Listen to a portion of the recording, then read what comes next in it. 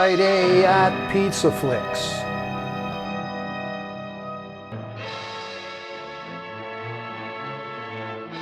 Tonight, it's a searing adaptation of Alexandre Bisson's celebrated play, a timeless tale of heartbreak, scandal, and the cruel hand of destiny. This unforgettable pre-code melodrama received 2 Oscar nominations, Lionel Barrymore for Best Director and Ruth Chatterton for her powerful, emotionally charged performance as a fallen woman who sacrifices everything for the love of her son.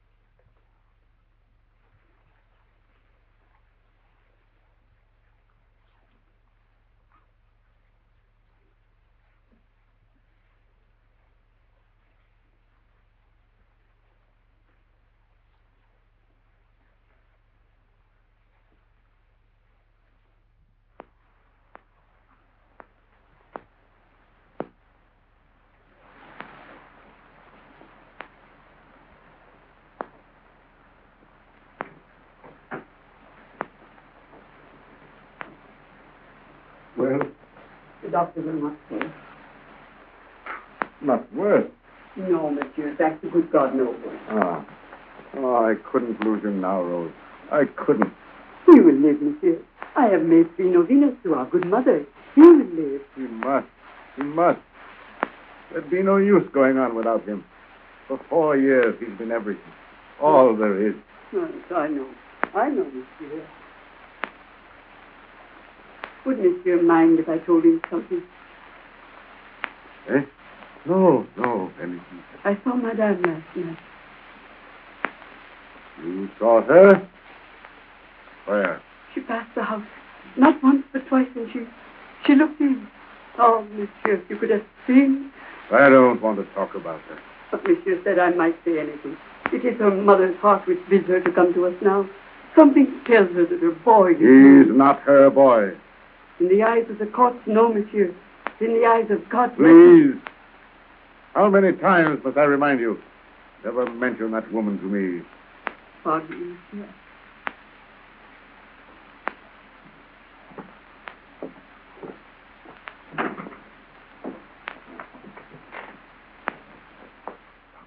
Tell me, please. He will live, monsieur. Oh. But you're my next patient in this house if you're not very careful. But I may see him? No, not yet. Oh, please, I promise you, I won't speak to him. Just let me see him. If you give me your word that you won't disturb him or in any manner rouse him, you may go in for a few minutes. Oh, thanks. Idolatry. Sheer idolatry. But, doctor, the boy is his right. The boy should not be. No, my good woman, that's all wrong. Monsieur Floriot is still a young man. Children are ungrateful little beasts at the best. The boy will grow up and run away and lead him to a lonely old age. No, this man should marry. Marry? Marry, exactly. You've at least heard of marriage, haven't you? Yes, monsieur. Well, that's what I mean. Marriage. The man isn't a monk, and he shouldn't live like one. But, monsieur, the doctor does not understand. Monsieur Florio is already married. Yes, yes, of course, my good woman. I know that. He was. I mean marry again. But, madame, the wife lives there. Oh, I beg your pardon, doctor. I suppose you knew they were divorced. Madame ran away and left him and the boy. She ran away and left him and the boy. Yes, monsieur. When her son was only a year old. That's strange. And not human. Not at all. Something wrong. If I must say it, monsieur, he was very, very unjust and very hard at times. Yes, I can well understand that. Well, all the more reason why he should marry, and there's no reason why he shouldn't. I have been in his service a long time, monsieur, no matter what he says. I don't think monsieur will ever love again. But it isn't necessary that he love again. We seldom marry those we love, but we frequently learn to love those whom we marry. There. He seems very restful now. Oh, Doctor, need I tell you how grateful I am? No, you need not. For I had nothing at all to do with it. All right, my good woman. And just a little at a time, you know. Yes. Oh, Dr. Chanel, I don't believe you appreciate just what it means to me. Yes, I do. Yes, I do. And I appreciate something more. Tell me, when did you last sleep? Huh? Sleep. Oh, I went to bed. Yes. You went to bed, yes. Yes, and that you don't remember. I thought so. See here. Do you see that couch? Yes. Let me see how long it'll take you to get over there. Now? Now. Go over there and sleep until dinner. Eat dinner. Then get up and sleep some more. Do you see? Come now. See what you look like tomorrow. If you don't mind, Doctor, I'd rather... I know you'd rather sit here and stare at the door, and that's precisely what you are not going to do. Come now, let me have my way. Oh, please, Yes. Doctor, no. If I'm going to do this, I'm going to do it.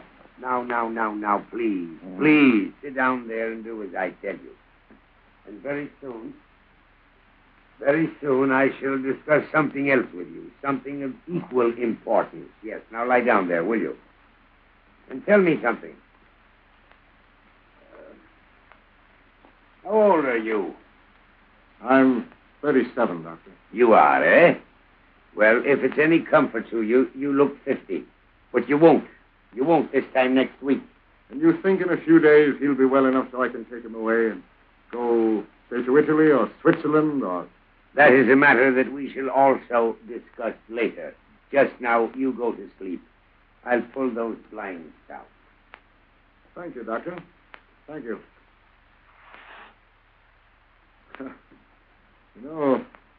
I think I am a bit sleepy. Oh, you think you are a bit sleepy. He thinks he's a bit sleepy. That's very good. Yes.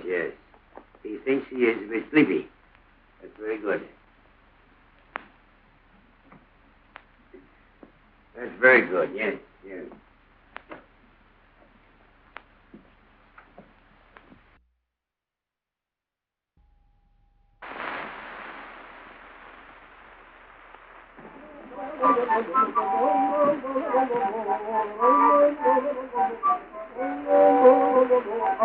Merci, mademoiselle Balthazar.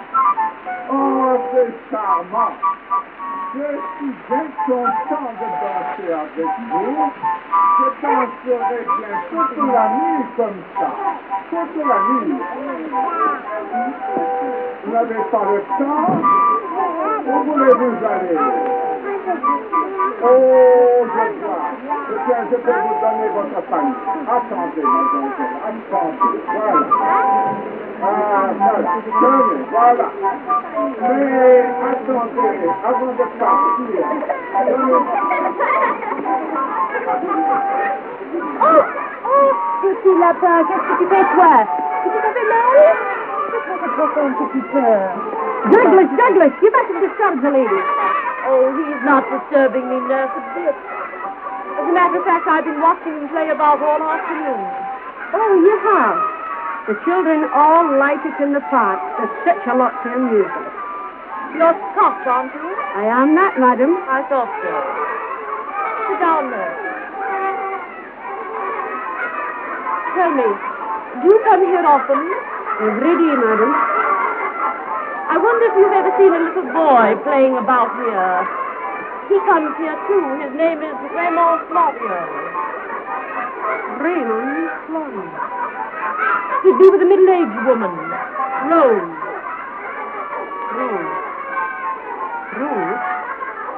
Oh, I know them fine. You do? I speak to her office. Oh, but tell me, do you think perhaps they'll come here today? Oh, no the day. I just heard the wee fellow's very ill. No, don't say that. Oh, but it's true, madam. And that's who's telling me he's likely to die. No, that's not true. It couldn't be true. God wouldn't do it. Did you speak to me? I said, God doesn't take little children away. Not when there are so many other people who ought to be dead. No, he wouldn't do that. He wouldn't.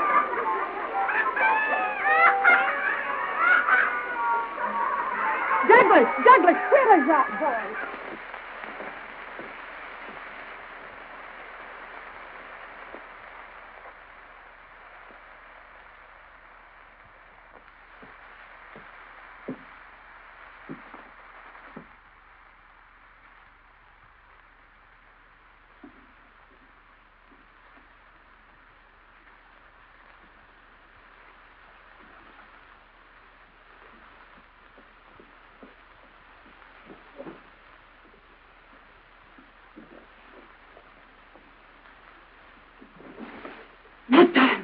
I had to come. I had to.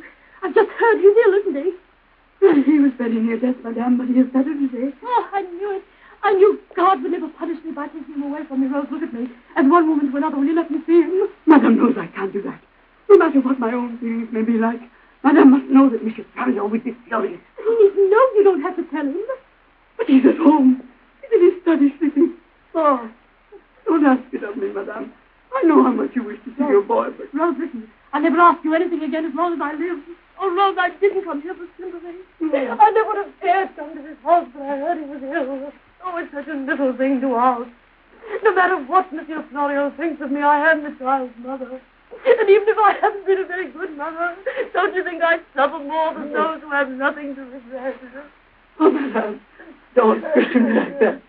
You know how much I've always loved you and what your going away meant to me. Oh, Madame, forgive me for saying it, but I could never understand why you did it. Oh. Oh.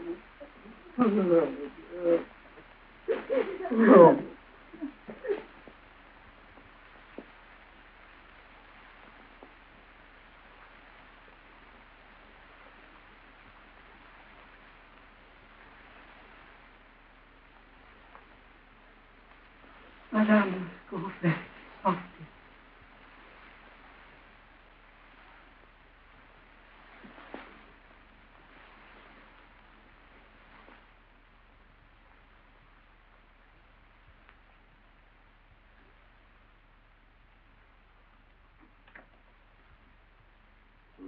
Who's there? It's only Rose, monsieur. What time is it? 5:30, monsieur. I think I'll sleep another hour. Yes, monsieur. So what are you waiting for? Didn't you hear me? Yes, monsieur.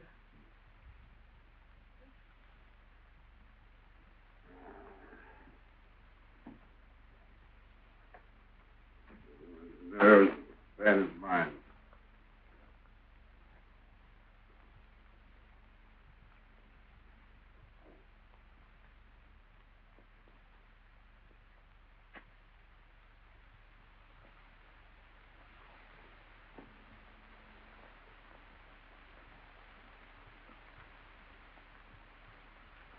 Catherine?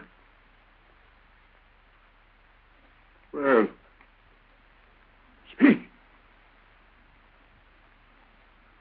Yes, Louis. It's Jacqueline. Oh. How do you get in here? Why, I just pushed past Rose. It wasn't her fault. She tried to stop me. Oh, yes. Yes, of course. Well, be said. I've come to see my son. He can't see you, therefore you can't see him. Louis, he wouldn't know me. If he wouldn't know you, what use would it be to you to see him? Oh, how familiar that sounds. That cold, calm philosophy. No, that's not philosophy at all. That's a cold, bare, positive fact. He'll never know you as his mother, and you'll agree with me, I hope, that it's better that he shouldn't. If I could have weighed the circumstances that separated us, it never had happened. But, Louis, you can't ask me to believe that it would be better for my own flesh and blood never to know me. If I could reason like that, I'd be like you and not like I am. Please don't raise your voice. Raymond is very ill, just beyond that door. Well, let me see him. I will not. Oh, come in. Come in, Ruth. I understand it was Madame's fault. Thank you, Madame. Come. Go in and look at my son and tell me if he still rests. Yes, look in at my son. Oh, Louis. Is it because you want to be cruel, or because you don't know how cruel you are? It's because I know what I'm doing is the right thing to do, whether it be cruel or not. Must we always do the right thing, no matter how much it hurts others? Always. Oh, it's not so very strange, then, is it, that all this should have happened? Oh, I've no desire to discuss this with you, Jacqueline. I never expected to see you again. I have no wish to be near you. So, knowing that, you wouldn't mind leaving, would you? Yes? No sleeping here. He has the dog beside him. Dr. Chanel does not push it on the bed. Yes.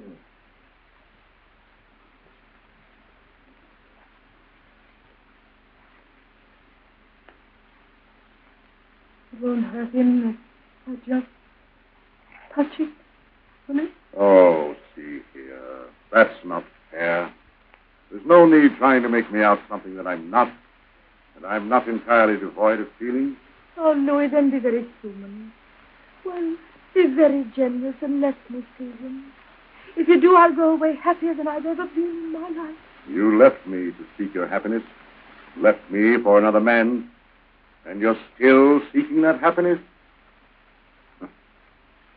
Where is it? Oh, I don't know. I don't believe any of us know. But, Louis, as long as you mention that other man, he's dead. Oh.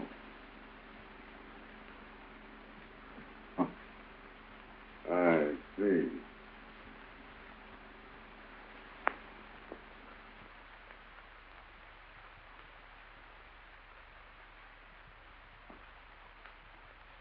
I'm beginning to understand your visit now. So it wasn't because of the boy or because of me that you came here, but because you'd lost your lover, eh? Oh, Louis, he was my husband. He married me. He may have pitied you. And now that he's gone, you've come back here, seeking what? What do you expect me to say to you, to do for you? But, Louis, I tell you, I didn't intend to see you. I heard he was ill. That's why I came. That's quite sad, that is. That's really very pathetic. You came here to see your boy, eh? And coming back here, it doesn't make any difference what your reasons were. You brought back to me all those long, terrible nights that I spent alone after you'd gone. Oh, I don't believe you've any conception of the horrible pictures that danced before my eyes like a cinema as I tossed about in there in my bed. Oh, I can see you, my wife, every curve of your body, The lift of your eyes, the pout of your lips, the perfume of your hair. All given to somebody else. I could see you, do you hear? I could see you as you stroked his hair. I could almost hear you as you whispered into his ears words that I'd been led to believe were meant only for me. Oh, you murdered me. You murdered me. You hear? You asked me not to raise my voice. Oh, I'm sorry, Louis. I didn't think of any of those things because you waited until today to tell me how much they meant to you. Oh, why did you wait? Forget what I said. It's all been shut up in me so long I just have to speak.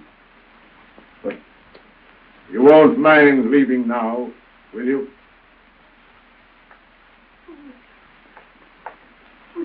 Without seeing him. Now more than ever. Oh, no. Louis, not if I tell you how much it would mean to me. Just to look at him. No. Just once.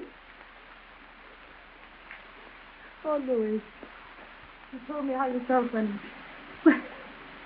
I left you. Louis, you grew frantic as you remembered the delights of those material things. All things that might have been yours with any other woman. But no matter what I did afterwards, I did, through God's grace, have this time at all. Oh, I know I forfeited all rights as a wife. I know I forfeited all rights as a decent woman. I realize I forfeited everything. But he is my son. And neither God nor you can take that away from me.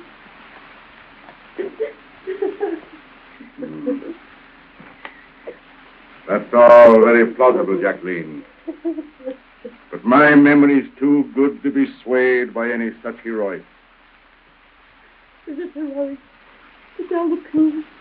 I'm sorry to be forced to remind you again that this is not your home. It's mine. Do you want to let me see him?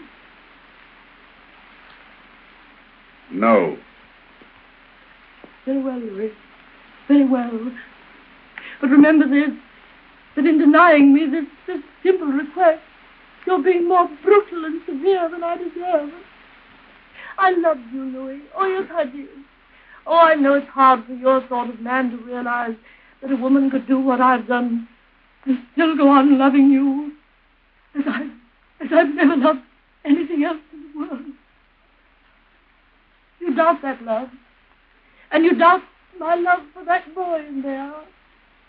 But I tell you this, if you send me away without letting me at least look at him, just once, you're doing something that God will never forgive you for. Oh, Louis, you have it in your power to give me another chance. Another start.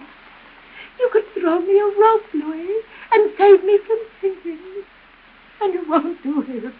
You mean to say that you'd ask me to take you back? As long as you're so godlike.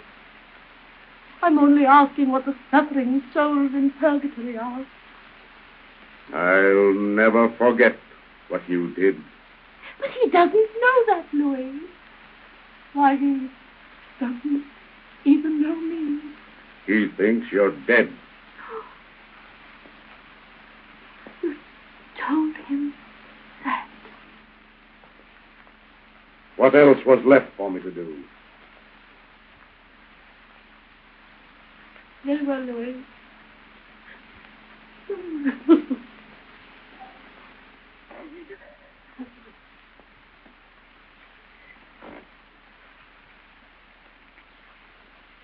In your great strength, guided as you always are to walk in righteous wrongs, remember this, that if it ever occurs to you again to tell that boy that his mother is dead, you tell him, too, that her last request was to be allowed to look at him. Just once. And you refuse it. You tell him that, Louis. Tell him that.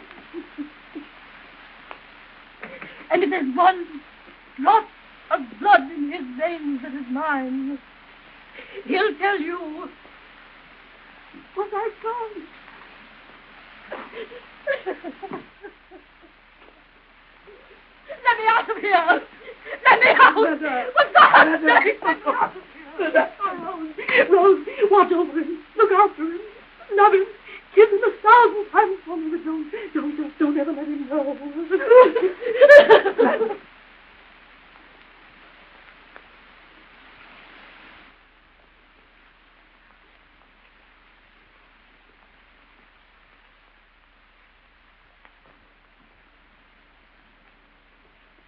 Pardon me, monsieur, but a great surprise.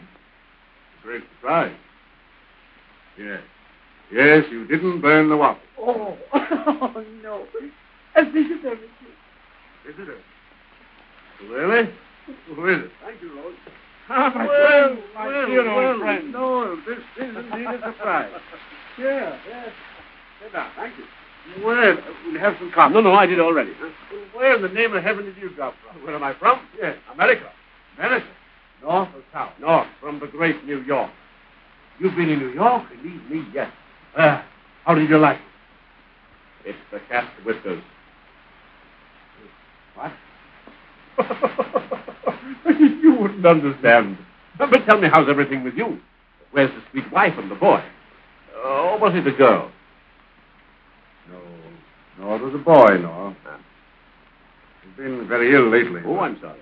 Better now. Good. But, Madame, you don't know? Oh, I've only just returned. She left me, no. Huh? Left me for another man, so I divorced her. Too bad. Too bad. Perhaps you didn't understand her. You expected too much. Perhaps you didn't want a wife. You wanted an angel. She proved to be neither. She left me for another man who gave her nothing but his cheap love. How do you know his love was cheap? Oh, I don't want to discuss that. Come, tell me some more about yourself and your trip to America. Why did you ever leave France? Because of a woman. I loved a woman who married someone else. Oh. Chose the other man, eh? She never knew I loved her. Oh. How could you keep that from her? The other man was my friend. Tell me, did I know her? From what you tell me this morning, I think not. From what I tell you this morning. I loved the girl you married. I shall always love her. Noel, I never knew that. Neither did she. But now that you do know, tell me something about her. Where is she? What became of her? She was here a week ago today. She was here. Yes, she heard the boy was ill. She came to see him. So.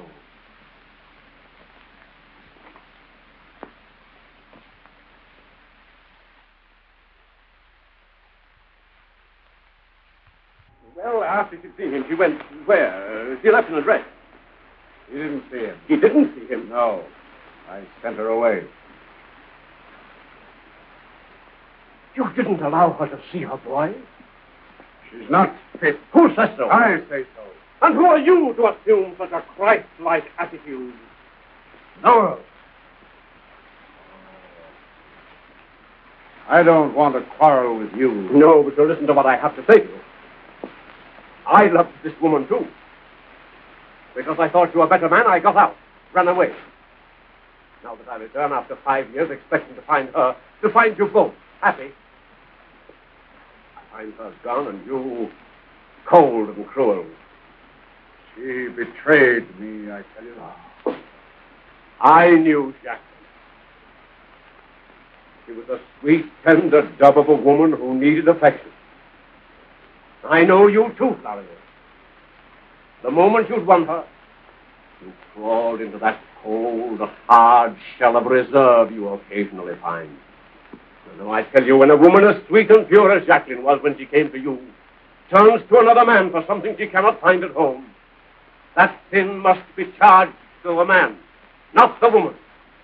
But no, I tell you again, the fault must have been yours. You mean to say that had you been in my place, you would have forgiven her? Not only have forgiven her, but I would have spent the rest of my life asking God to forgive me. It's easy enough to preach. Life is like that. One man always fondly imagined that he'd react under the same conditions much more heroically than the other one. Oh, it's not a question of heroic, but charity, mercy. You say Jacqueline came here to see her boy of you. Now, what did you do? Tell me. I sent her away. You refused to admit it. Oh, no. She was already in here when I saw her. We only spoke a few words. She did tell me about the man she ran away with. He's dead. And then I forget what I said. Did she ask you to take her back? No. She only wanted to see the boy. Well? Well, I refused her that. And then she left. You turned her out into the streets? To become what? To go where? Oh, Florio. It's in my heart to kill you. You think I did wrong? Wrong? You are cruel. Wicked. Oh, such arrogance.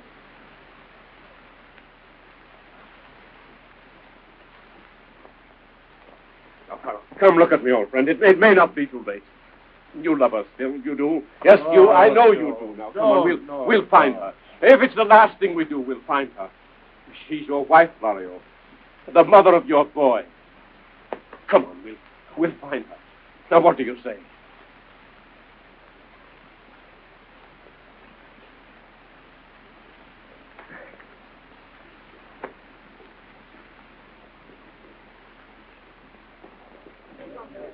Combien? 2 francs 50.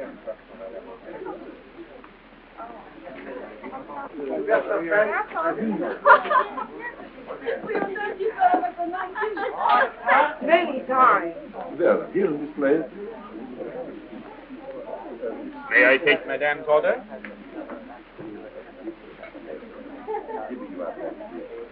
No, nothing. But Madame, these tables are reserved for guests only. What did you say? I didn't hear. Pardon, Madame. I say these tables are reserved for guests only. Oh, well. Bring me some absinthe. Absinthe, yes, Madame.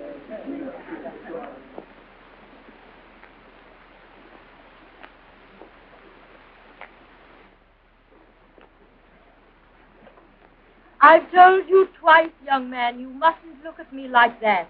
Why? Tell me, why? Because you're a boy. And because any boy with such clean, honest eyes should only look at clean, honest things. You're wonderful. I'm mad about you. Do you hear? I love you. Oh, stop it, I tell you. But, my dear, it's so terribly grotesque. Look at me. What would you think if I should tell you that I've got a son about half your age? You, Madame? And this is the first time I've mentioned his name in 7 long years. I knew your life was filled with trouble. I knew it the moment I looked at you. That's the reason I love you so much. You seem to need love. I've never known it, I'm afraid. You see, I've never been lucky enough to know a man whose analysis of love was anything like mine. Well, tell me something, Madame. It will do no harm to tell me. You don't love this beast of a Hamby, do you? Hasn't anybody ever told you that it's bad form to speak disparagingly of one's host? I don't care, I tell you. He has no right to a woman like you. Yeah, you. That's your idea, Doctor. And entirely an Oriental one. Now, in the islands, we think differently. Philosophy is not a matter of geography. Yeah, dear, are you two still talking politics? Yes, and wasting our time, when we might be here talking to you. Oh, how charming. Our young friend here has not allowed you to meet us, I dare say. No, you're right. I've been telling Madame a lot of truth. And pray tell me, where have you lived so long that you know a lot of truth? A man doesn't have to live to be 50 to know good money from counterfeit. I have seen men at 70 accept bad money for good. Ah, come. I think it's too warm for any such kind of conversation. You're quite right. Now, here, Hilo, come on. Listen, Hilo, get some glasses and so that we can have something to drink. Hurry up. I don't care for anything, if you don't mind. Shall I see you again, madame? I'm afraid not, dear boy. As a matter of fact, I hope not. You'll be sorry. See if you're not.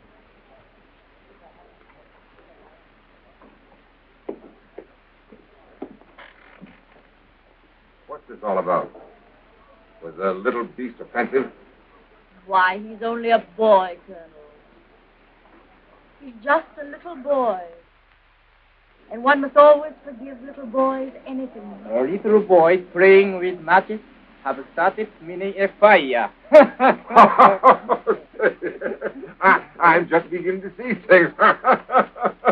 So he was making love to you, eh? Right here on my own porch. Oh, that's good. That's splendid. And you didn't like it, eh? No, give me a cigarette. Why, certainly. Yeah. Thanks. I think if you don't mind, I'll just go and lie down until dinner. I've got a rotten headache. How's it yours, madame? Thank you very much.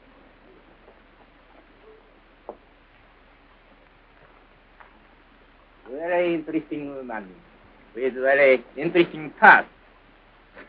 Now, Doctor, you're like all other Orientals, always thinking of the past. Well, why think of the past when her present is so attractive, eh? Pardon me, gentlemen, but on my way out, I met Monsieur Rochard of the French legation. Monsieur. Bonjour, monsieur. He wishes to speak with Madame. Oh, well, no, I'm very sorry. But Madame cannot be disturbed. She is resting. What is the gentleman's business? As far as I could make out, my French not being of the best, it appears that friends have been conducting a search for a lady who resembles the Madame, who was the doctor's guest. Well, there must be some mistake. Won't you sit down and have something to drink? No, thanks. Well, yes, there must be some mistake because Madame, she is not French. No. No, Madame is Russian. Russian? Positively. I have her word for it. Now, if the gentleman cares to verify this, why, let him come, say, tomorrow night for dinner, eh, Doctor? Exactly. I shall be pleased. Yes, and then he can find out for himself. Thanks. I'll tell him. Come, monsieur. Qu'est-ce qu'il dit? La dame que vous cherchez, elle n'est pas française, elle est russe. Je ne comprends pas. Il vous dirait en bas. Mais la dame que nous cherchons, c'est une Française. Non, toujours chercher la femme. Why did you say Madame was Russian when she is French? Because, my dear honest friend, I have persuaded Madame to visit my plantation. And I don't care to have any meddlesome French officials interfere with my plans. But tomorrow night, when he comes my dinner, he find out himself. My dear doctor, tomorrow night when he comes to dinner, you shall entertain him alone. Because Madame and I intend to sail in the morning of the early tide.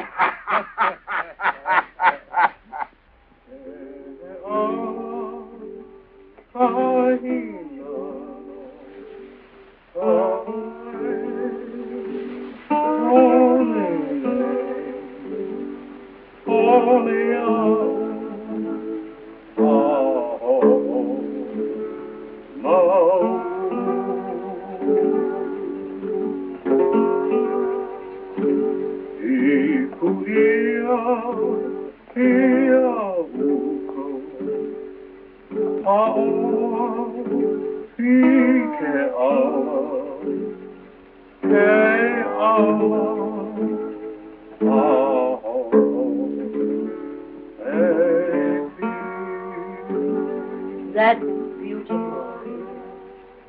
Beautiful. But it's very sad.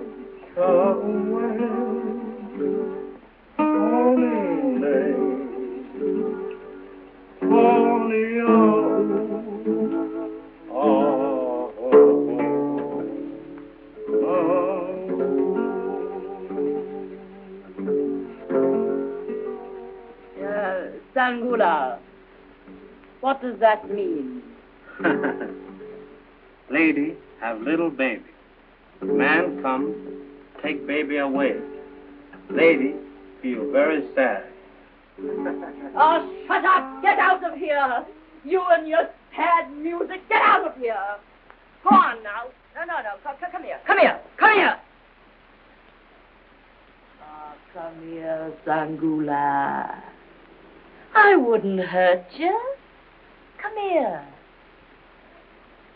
Why, you mustn't be afraid of me. Listen, Sangula. Where's the boss? He go down beach. Look see boat, maybe. He come along by and by. A boat, huh? What would a boat be doing in this rotten hole?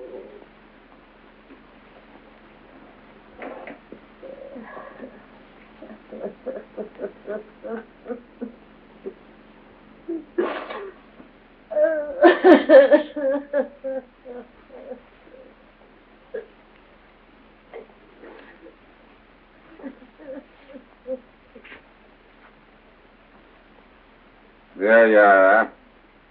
And drunk at 9 o'clock in the morning. One might just as well be drunk at 9 as at 10. I'm sick of you. Sick of you, do you hear? When I picked you up in China, you were something to look at. Now what are you? You don't like my look, huh? Well, I've seen pleasanter things to look at than you. See? No matter what I look like, I'm too good for you, you brutish swine. Is that Yes. so?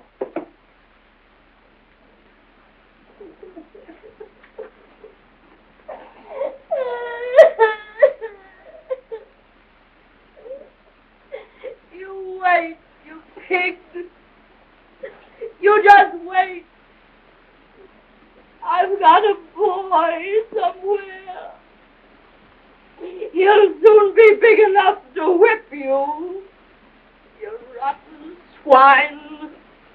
And I'm going to tell him, do you hear? I'm going to tell him.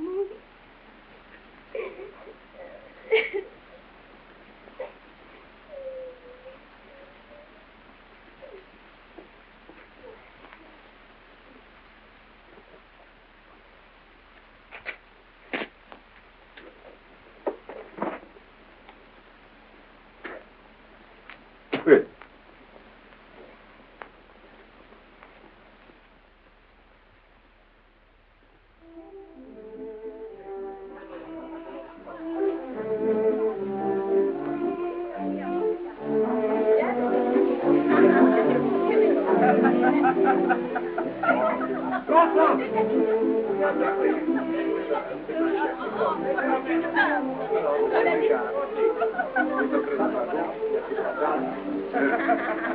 Well, thank you, Louis. Your favorite table, monsieur? A poulet haricot, ready to serve. And when my son arrives, you tell him that we're here, will you, Otto? Well, old friend, this should be a very proud and happy day for you. To have lived to see Raymond admitted to the bar should make it all worthwhile. I'm very proud, of course, to see my son a member of the profession which I followed for so many years, but I sometimes wonder, Noel, if I'll ever really be happy again when I think what I've done. That is sad, I grant you. But you tried to rectify your mistake. You did all you possibly could to find her. We both did. She's dead, Noel. She must be. Else her mother's heart would have prompted her to make one more attempt at a reconciliation. No, I don't agree with you. Very tender, very gentle, and very weak, if you like. But with it all, a terrific pride which would never allow her to beg again. No, Francie. Careful, beautiful boy. Oh, Where Well, man? Sorry I'm late, Father, but I ran up to see Helene. Oh, so there's a Helene, eh? Of course there is. You don't expect a good-looking young fellow like that to go about unnoticed very long, do you? Oh, Helene doesn't care what I look like. Thank heaven for that.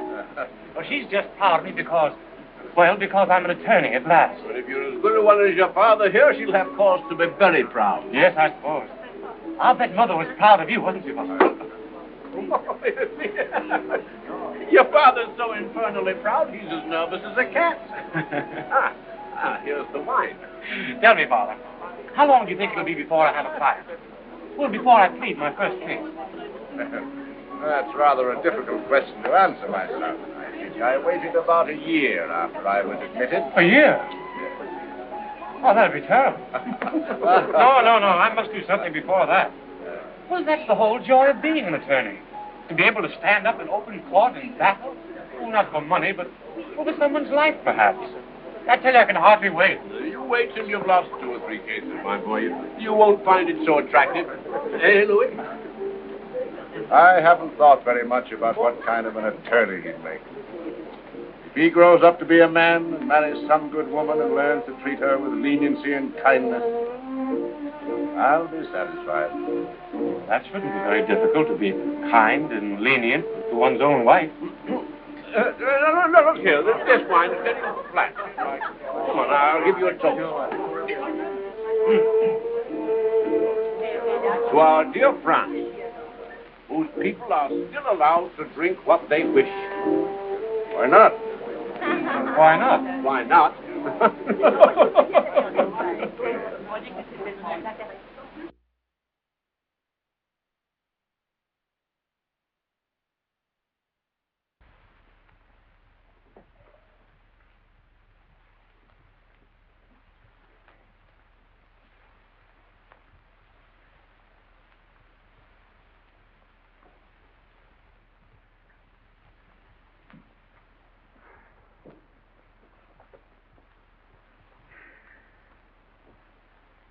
Well, Caballero, how long will you stay here with us? Oh, that depends.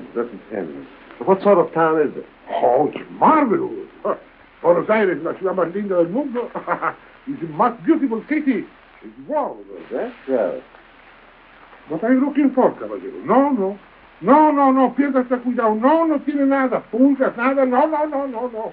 No, my hotel is not like the other hotels, no. Where you can find fight like dogs. No, all right. Clean, like my culture.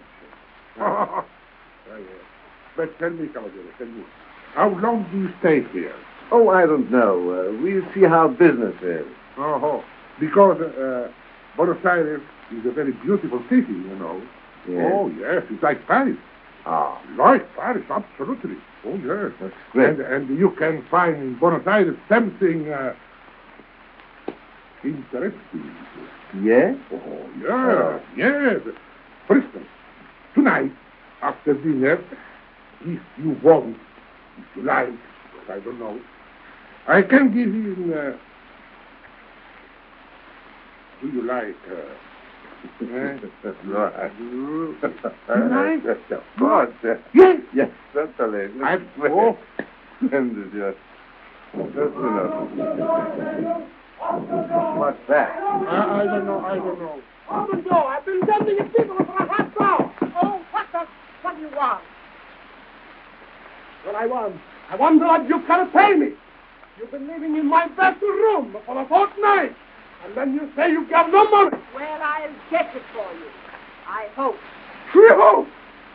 Mama dreaded you. What kind of woman is this? He says, well, no, my friend. At the hotel. Isabel. The cantina. Shall have the money when it is due. Well, I haven't got it, I tell you. Then it shall be police to take you away from my place, or you will rob another honest man. What is the row? What's the row? There's a woman who was living in my best room, and she knows want to pay. Shut up. You fool me, sheriff! Shut up. Send me to jail. Sheriff. Just a moment, She's gonna get out right now. That's all right. I've been sending my wife to get the money. She won't give it to her. Let me talk to this woman, You don't talk. She gotta get out. Shut up. You tell me, sheriff, but do. Quiet. Leah. Won't you step into my room a moment? For what? Oh, I just like to speak to you. Well, why now?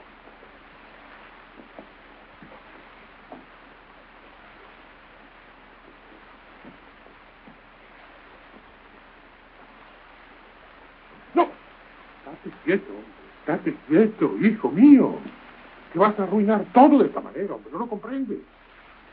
Este es un hombre muy rico, estate quieto. Es más rico que Henry Ford. Tiene más millones aquí en el bolsillo que no sé qué, hombre. Vas a arruinar todo. Te va a regalar 5 pesos todos los días de propina. ¿Qué quieres más? ¿Lo comprendes? ¿Comprendes? Y bueno, y entonces, y anda con Dios, hombre, anda.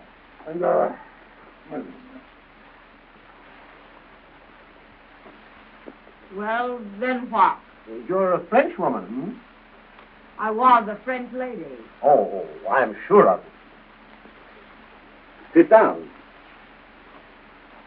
Thanks. And let's see if we can't find a way out of your trouble. Who told you I was in trouble? Why, I heard the landlord. Well, I owe him some money. And you can't pay it. Oh. Isn't that unlucky? Yeah, I was always unlucky. What are you doing in South America? I don't remember. What are you doing? I? Oh, there are so many ways one can turn an honest penny. I hope you won't think I'm rude if I suggest that I don't think an honest penny would interest you a bit.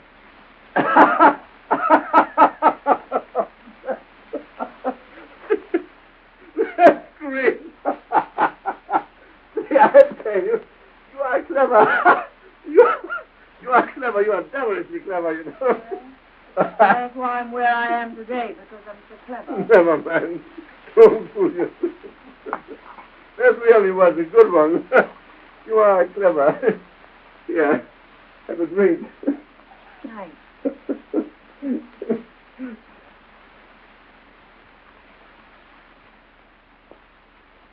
See here. I think you and I could do very well together. If, tell me, do you know something about cards? A little. Why? Isn't that funny? Isn't that funny? You know, I'm a mind reader. Yeah? Yes, I knew you know something about cards, really. Funny. You know, I'm a mind reader. Well? Well, first of all, I'm going to pay all your bills. Oh, you're a fortune teller, too, aren't you? Yes. You know, I'm a bit of everything. Because an idea just occurred to me.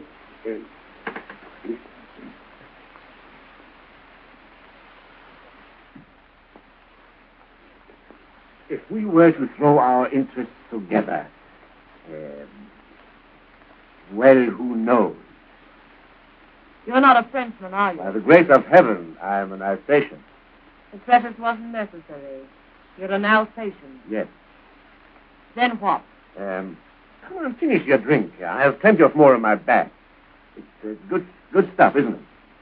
Are you trying to interest me in your liquor or something more personal? No. I'm just trying to show you that we should not overlook the big chance you and I have together. Yes, you told me that before. Now, look here, my friend. I've seen a lot of life. Too much. It isn't at all necessary to indulge in all these little niceties. What do you want of me? Now that you're good enough to take on my obligations, what is it? That's just what I wish to hear. See here, this is a great country. Plenty of rich young men. And, you look, you could look quite respectable. Oh, thanks. Oh, I'm sorry. I beg your pardon. And these men love to play cards, you know, and bet on horses. You get the idea, don't you? Not being a horse, I'm afraid not. You're really clever. Really. First of all, we are going to replenish your wardrobe. And go about, meet some people, and you leave it to me. I've left everything I ever had in the hands of others. Why should I hesitate now? Oh, say you are clever. I knew you were the right kind. See, first of all, when we start out, you go and buy your clothes. Of course, I'd like to help you because I know something about women's dresses, too, and shoes and so, you know, and everything. Yes, I do. But I want you to be absolutely perfect, you see, to do what you ever please. Because when you...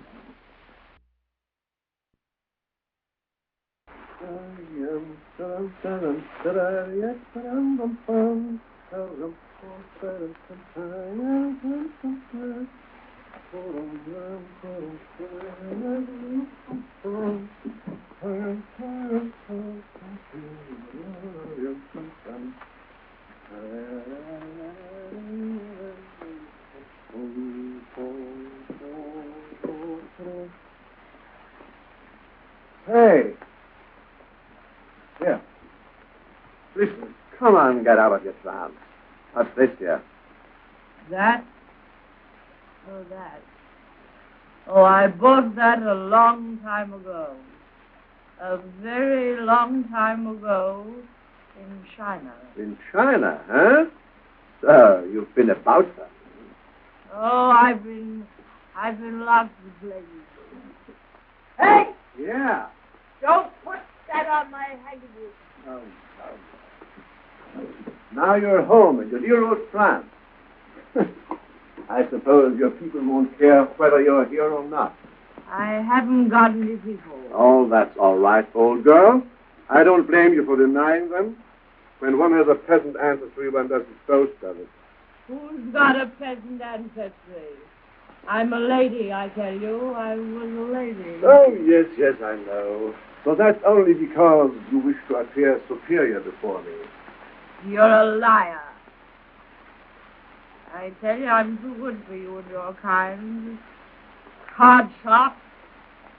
I wouldn't have associated with you in the old days, but for... Yes, I know. Your husband was a big man and he threw you out. I deceived him. And he was a big man. He was deputy attorney in Paris. And I was his bride. Oh, yes. Oh, come on. Sit down. Chair. I shouldn't like to see a great French lady on the floor. Now you're being nasty to me again. And I don't want you to be nasty to me. I've been a good comrade of yours, haven't I? Oh, truly you have, certainly. But here, when you fill yourself up with that infernal accent, you're so contradictory. First you tell me one thing, and then you tell me another. I don't care who you were, you understand? Only, baby, it's not nice to lie to me. I don't lie to you. I never have. I tell you, this is the first time I've put foot on French soil for 20 years, and it's sort of brought back things. Oh, sure, I understand. That's why I'm asking you your confidence. Why don't you tell me more about yourself? I told you everything there is to tell. I had a good home, and I lost it through my own fault. No. He'd never forgive me. Oh. You understand? Sure, I do. Come on. Some men are like that. Finish your drink. I'll give you another. That's all there is to it. You understand? Oh, yes, certainly. Tell me, baby, was he really such a big man in the legal profession? A big man.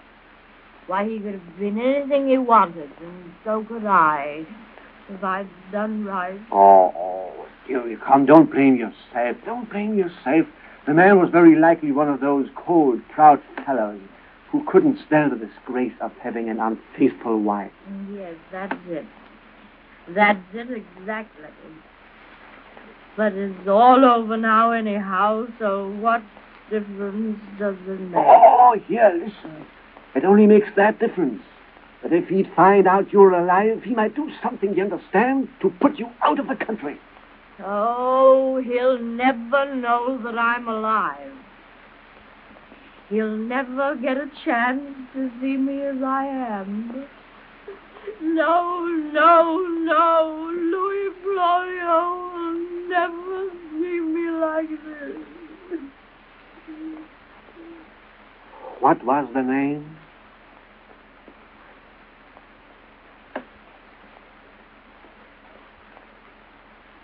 Now, come. Come, baby. Oh, here, baby. Baby, yeah. Yeah. What was the name? Huh? What was the name? Yeah. Well, what did I say? Oh, you know quite well what you said. Oh.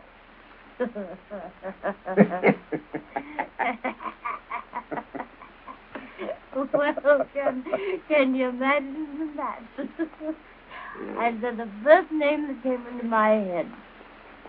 Now, listen, Larrock, you mustn't pay any attention to me.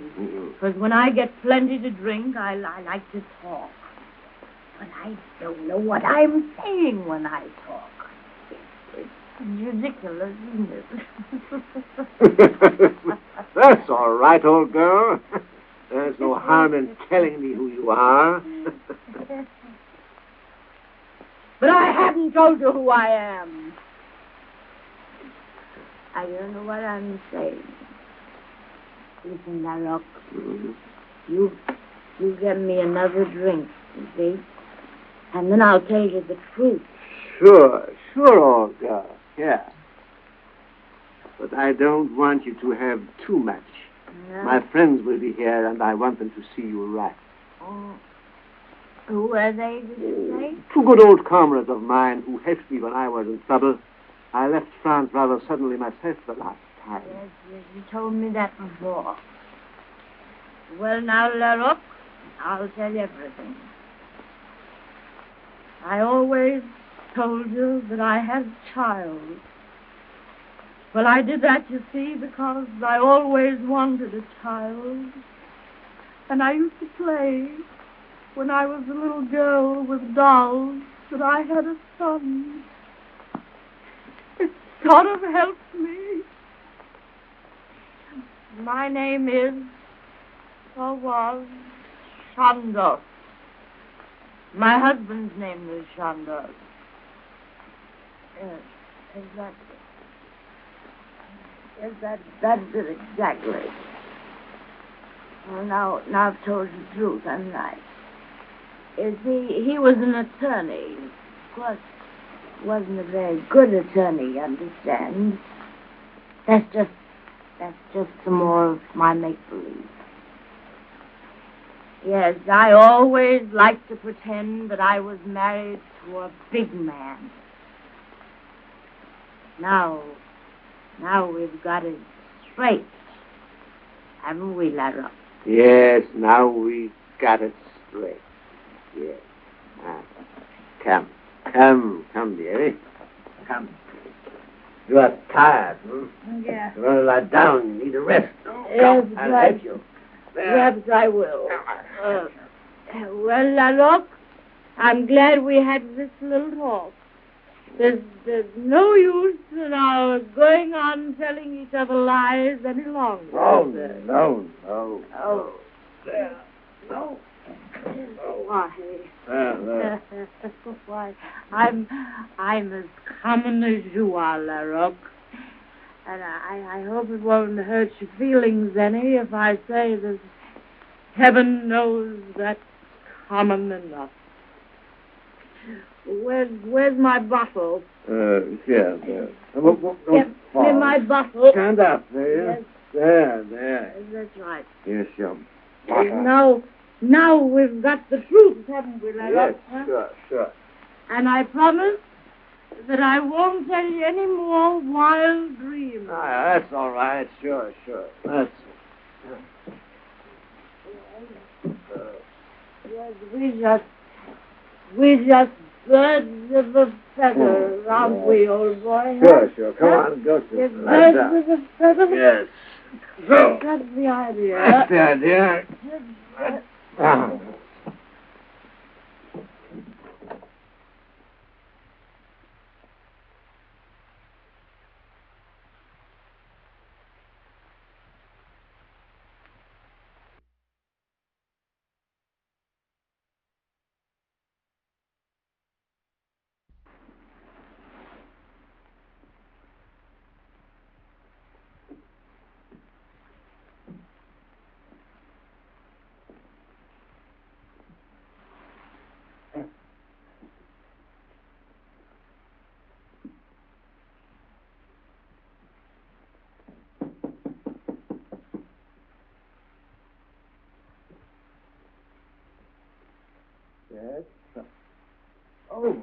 my dear Laurent. How well you're looking. Well, gentlemen, step right in, please. Well. Not too loud, please. Keep seated, will you? What a cozy little nest. Oh, you look splendid, both of you. You received a letter, of course. And here we are in answer. Where is the... Right in there. But please, speak softly. Is it true what you wrote us? I tell you, unless she's an infernal liar. She was the wife of one Louis Florio. Who? Louis Florio, deputy attorney in Paris some 20-odd years ago. Florio? Yeah. Florio? Wait, mon Dieu, it can't be. Florio? Arabella, I'm going to faint. Here, save your fainting. What is it? Florio? Why, if it's the same one, he's the Attorney General. Oh, what luck. What luck. We shall soon know. Tell us the rest.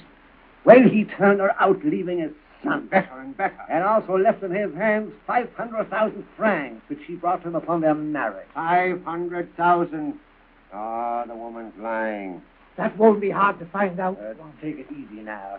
When I was positive down in South America that I had something worthwhile, I wrote to you, and then I told her you are my two best friends. So she knows you are expected here today. Good.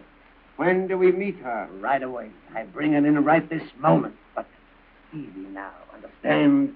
Try to be gentle. Try to be. Good heavens, did you hear what he said? The idea. Baby? Baby, darling. What? My friends are here.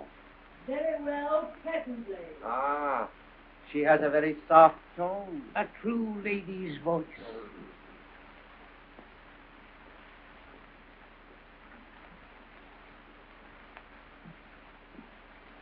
My dear.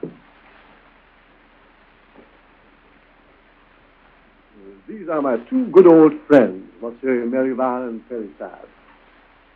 Charmed. As am I, madame. Madame. I have been telling my friends you were a long time away from France. Indeed. As a matter of fact, this is the first time I've ever been in France. Eh? What? Don't joke, my dear. These are my friends. Sit down, gentlemen. Sit down. I suppose La Roque has been telling you some of my fool tales. Poor La Roque, he believes them all, don't you, my friend? It is very ill-timed, my dear. I have been telling my two good old comrades here. Yes, I have been telling them how happy I was in the association with a lady. A lady? Me a lady? Why, you poor fool, I was born in the gutter. And to the gutter I shall return if I haven't already done so. I thought you were sure. We understood. Madame is in one of her odd moods. No, I'm not. But I'm no fool either, La Roque. I know why these two men are here, because they're like you, see? Hawks, vultures. You feed on the living and the dead.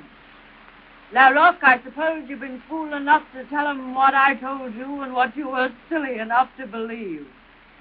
Well, I'm nobody, see? I never was anybody. You think if I were, I'd be the companion of a swine like that? You're looking for a chance to squeeze money. Money from someone I loved. And who once loved me, but you can't do it, Caesar. Get out of here. Now get out before I call the police. Get out and stay out.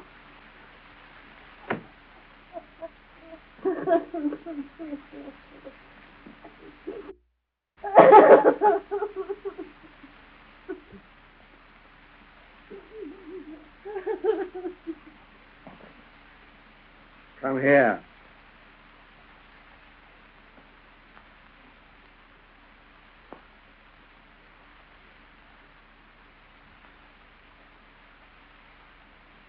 Here.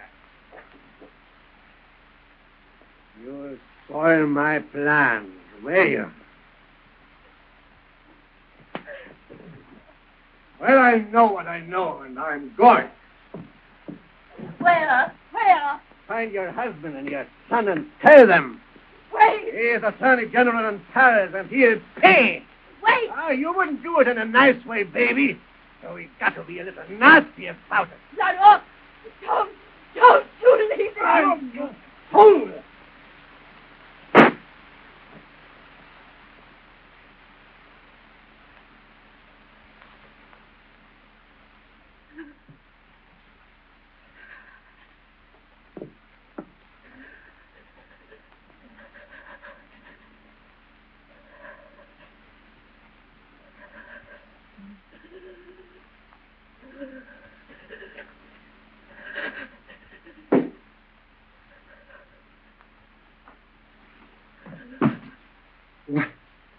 What is it? A man has just died because he thought I was worse than I am. Call the police. I'll wait.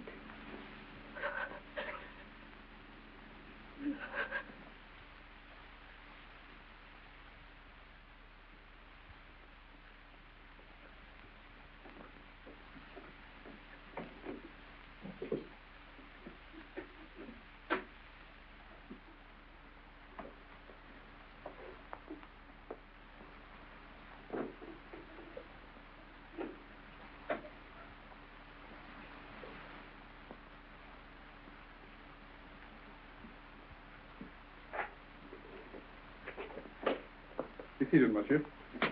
Thank you.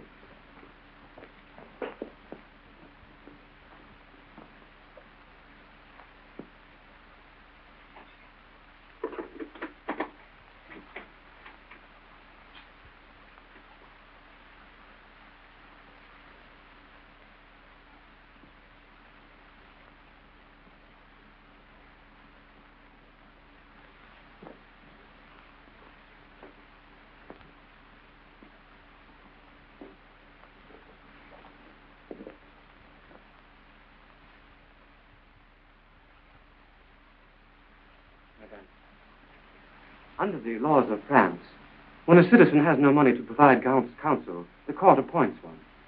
And therefore I am here to inform you that I have been appointed to defend you. Please sit down, madam. Sit down, madame.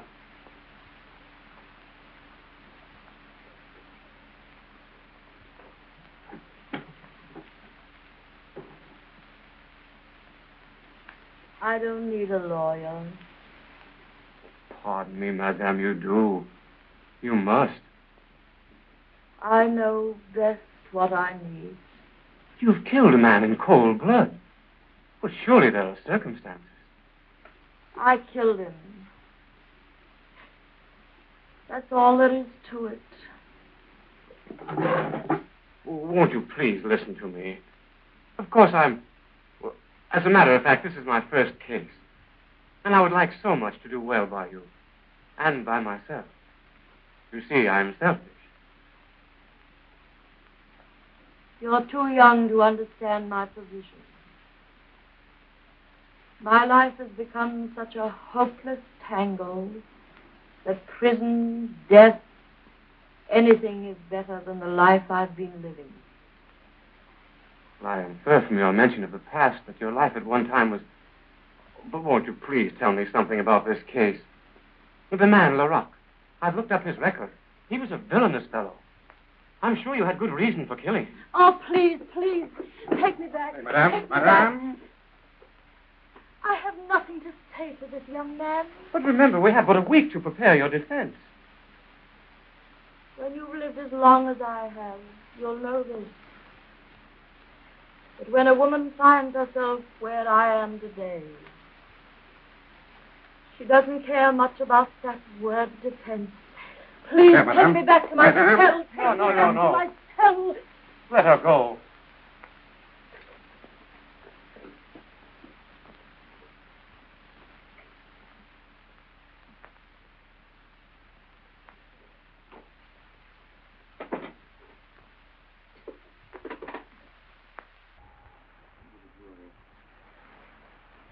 Final summing up of this case. I ask you to remember that there are circumstances in this trial which have not been brought up. The accused was under extenuating circumstances. In the first place, the officer, when he was called from his post. Well, Raymond, my boy, how are you, eh? Well, how goes it with that? Oh, Father, it all seems so hopeless. Huh? Well, what can you say for a woman who won't say anything for herself? That will make your victory the greater, my boy, if you win. Tell me, Father, you who've been a trial lawyer for 30 years, what would you say to that jury to move them? Well, I'll tell you, my son. It's an old trick in law, but it's always been a good one. Whenever you find a woman in great distress, as this one is, you blame everything she is upon some man. Hey, no. Yes, I dare say. Oh, pardon me, Master Raymond, but I had to come and see you before you went out and faced all those people. Your first case. And just think of it, messieurs. It was only a few days ago I held him on my knee. You're all making me terribly nervous, reminding me what's before me. I can't think of a thing I'm going to say. Well, come, you're taking it far too seriously. After all, there's very little you can do for the prisoner. It's simply a splendid opportunity to exploit your own powers. But I want to do something for her, I tell you. Yeah. You haven't talked to her as I have. But she's the most pitiable object I've ever seen. I must do something, do you hear? Tom, don't get so excited. Remember, we're all going to be watching you. Oh, I shan't forget that. Oh, I'll do my best to make you proud of me, Father. Well, I'll try at least. I'm already proud of you, my son. They've made room for me on the bench. So I promise you I'll be watching with all eyes and ears. You can run along now, Rose. Good luck, Ramon. Good luck. Thank you. Well, we'll go along now, my son. But remember, we're all going to be watching you. You've less than 30 minutes.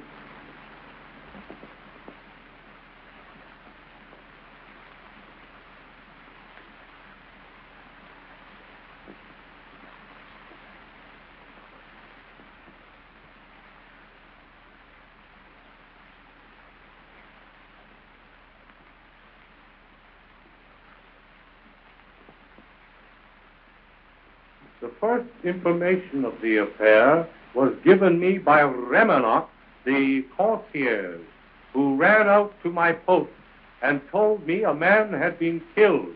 He was very excited, and he said he knew nothing about it, but ran upstairs when he heard the shot. I found the body of La Roque at the accused's door. She was sitting in a chair. Do you positively identify the accused, Madame X? Yes, Mr. President. Continue. So I picked the gun up off the floor, and I asked her why she killed the man. She said she did so to prevent him from doing something that would cause unhappiness to someone she loved. And was that all she said?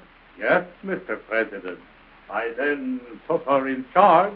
That's all I know. That will do. You must stand down. For one moment, Mr. President. You did not see the woman, Madame X, shoot the man La Roque. No, monsieur. You have no eyewitnesses. You have only her word that she alone committed the crime. Don't forget we have that, which in this case is more than enough. I object, Mr. President. Overruled. That's all, thank you.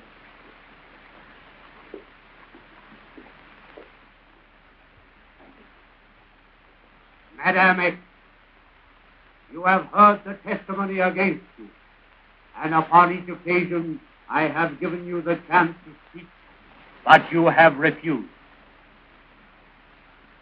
In case you do not understand your great danger, in case you do not appreciate the fact that your own life is at stake, I ask you once more, will you defend yourself? Oh, please, Madame, help me a little.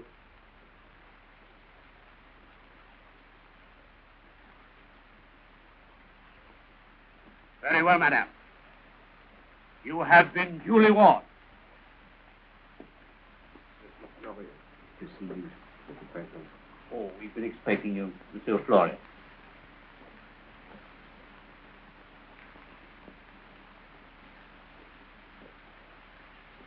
Mr. President,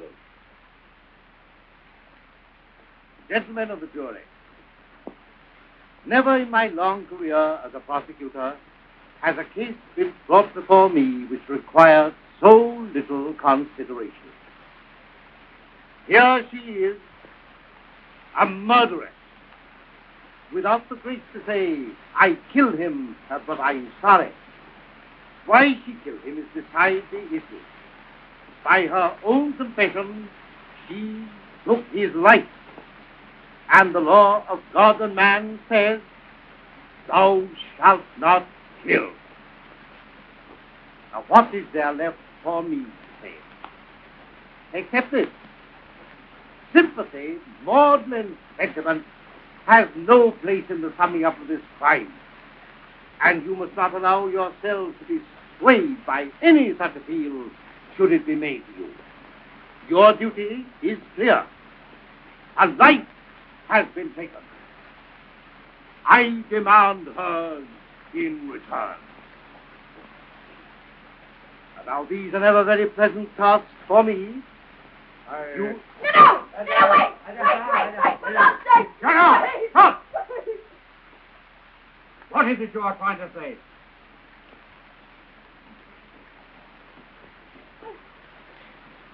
I said I wouldn't speak, but I will. Oh, yes, I will. But no one else must. No one else must. Oh, I'm not asking for leniency in any way, but I'm only trying to stop anyone from trying to help me, from trying to save me. They told you that I killed this man Larocque because he was going to bring shame on somebody that I loved. That's the truth.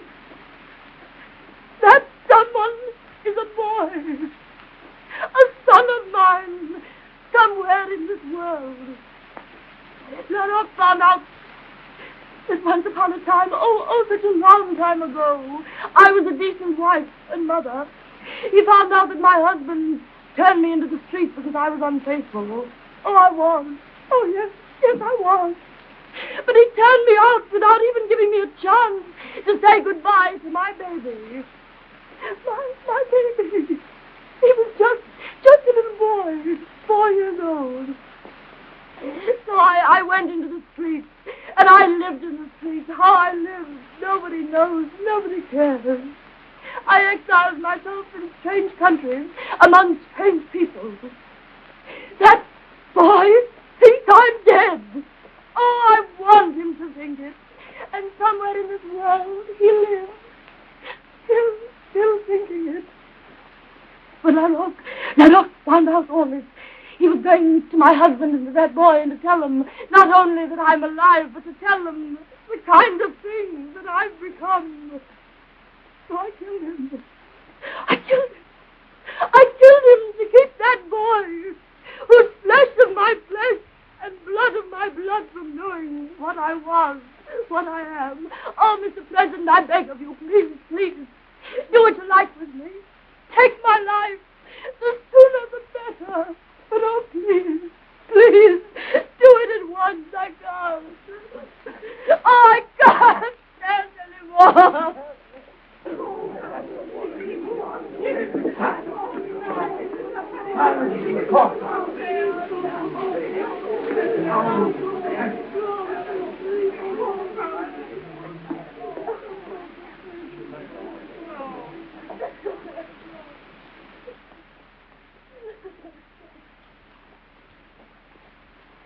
I was interrupted. Just so. You may finish. Mr. President, please, in view of the state of mind and health of the accused, I beg a few moments' recess. I see no occasion. Mr. Prosecutor, unfortunately, the accused has saved me from any further discussion. You've heard now, gentlemen, a story from her own lips. Very pitiful, very tragic, but in no manner extenuating, because her final words carried her own conviction. She killed a man to save others. Very beautiful, but not as yet legal. Now, I see no necessity for detaining you any longer. as I note that my young and learned friend, Mate Raymond Loriot, is anxious to be in his defense of her. You may proceed, Mate Raymond Florio. Oh, no! No, God, no! But I must say something for you, madame. Oh, no!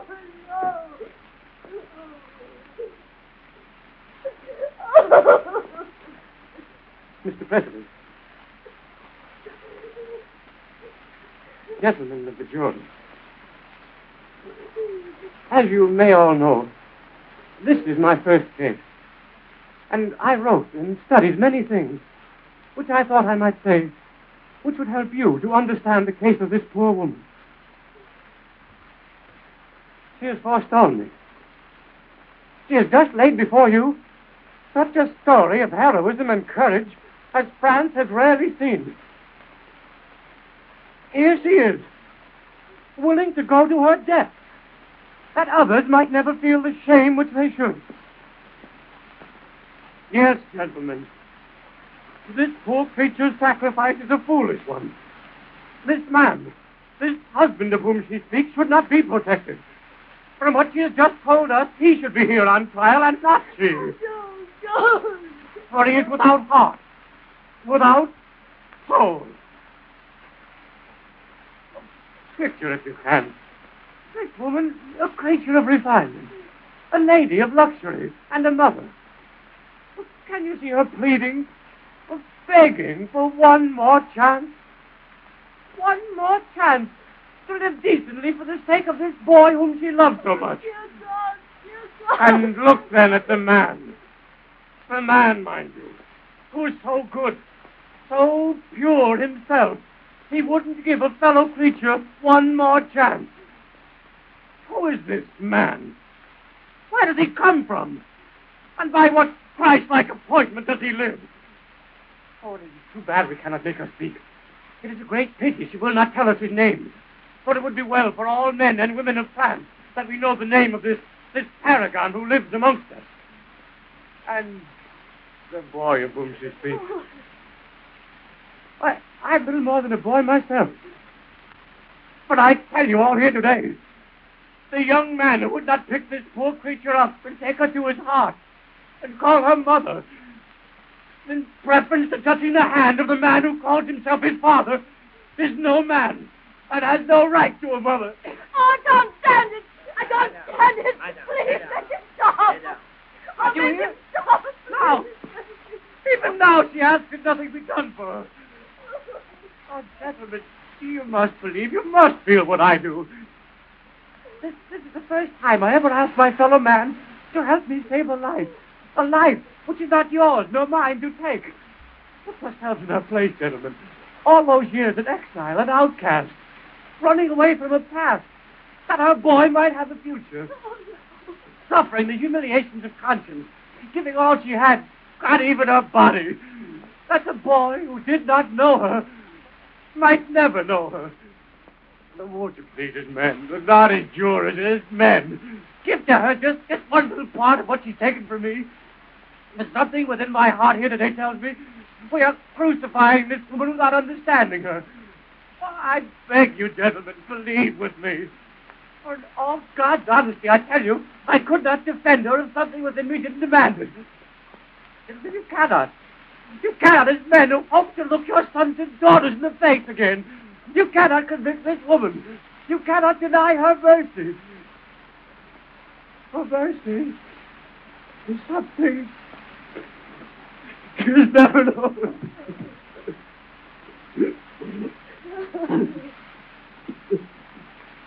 Anything further, Mr. Prosecutor? Nothing, Mr. President. Gentlemen of the jury, in my instructions I shall be very brief. You will weigh the evidence as you have heard it and render your verdict accordingly.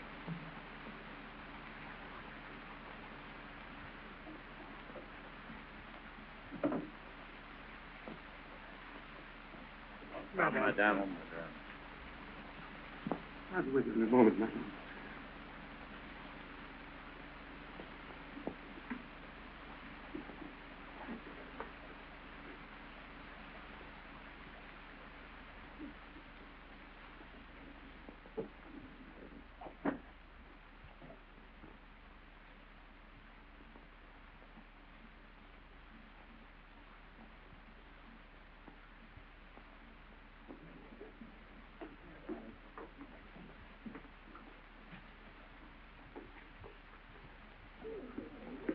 Raymond.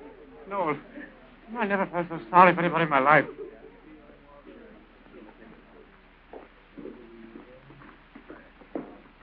Louis, Father. No. Steady. The boy doesn't know. He doesn't know.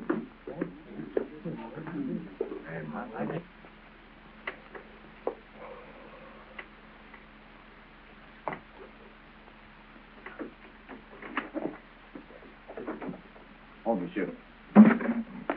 Madame. Oh, don't worry, madame. Everything will be all right.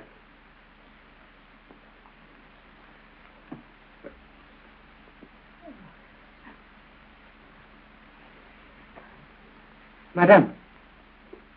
Madame. Yes. This is my father, madame. Yes.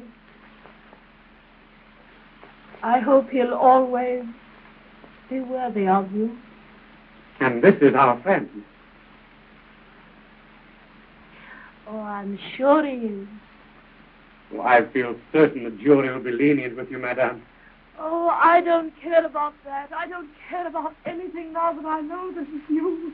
You who pleaded for me. Because, you see, after listening to you, I know that my son, wherever he is, would treat me as his mother, no matter what I've done, no matter what becomes of me. I won't keep silent any longer. I must help you. Oh, you can't help me. But this boy has, because he's just told me what my boy would do. Any boy would, madame.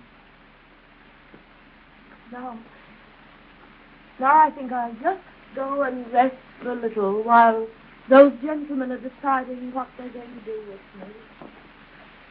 Oh, Raymond! You don't mind if I call you Raymond, do you? Of course not, madame. Oh, Raymond, I haven't got any money.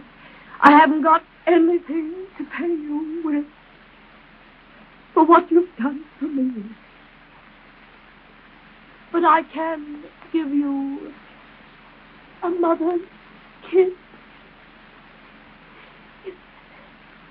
If you let me. Gladly, madame.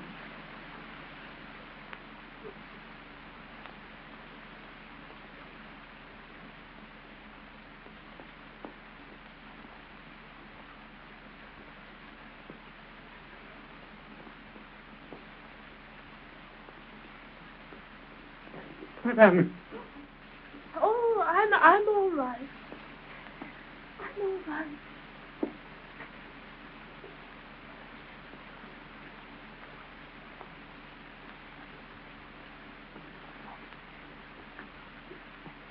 Come, madame, come. Oh, yes, I... Madame. Get a doctor quickly.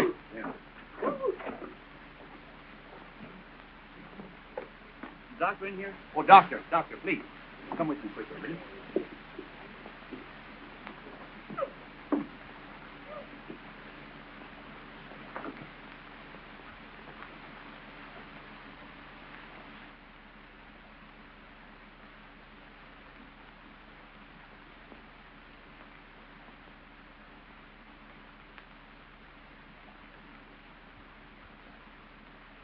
This woman is dead.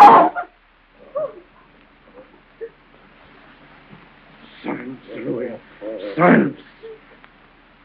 Don't betray her now. She was a wonderful woman, Father. Whoever she was.